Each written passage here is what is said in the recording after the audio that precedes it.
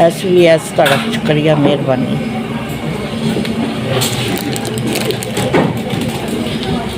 पर पिछले हफ्ते मैंने 2 किट्टां मिलियां ते ऐतकी फिर 2 किट्टां मिल गया। मैं तुहाडा एहसान मानदा, बहुत तुहाडा शुक्रिया।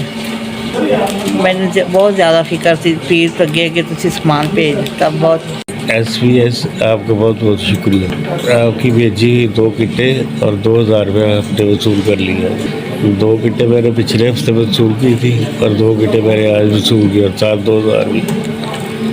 आपका बहुत शुक्रिया। आप दर्द दिल रखते हैं और लोगों की मदद करते हैं। अल्लाह ताला आपको और तौफीक दे।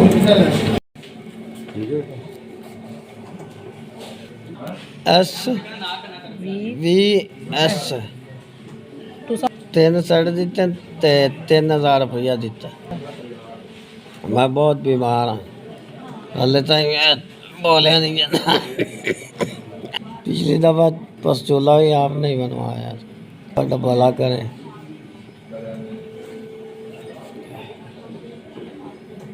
ਮੈਨੂੰ 2 ਸੈੱਟ ਮਿਲੇ, 2000 ਰੁਪਇਆ ਮਿਲਿਆ। ਪਿਛਲੇ ਹਫਤੇ ਦਾ ਮੇਰਾ ਸਮਾਨ ਮੁੱਕ ਗਿਆ, ਅਗਲੇ ਹਫਤੇ ਦਾ ਮੈਨੂੰ ਮਿਲ ਗਿਆ।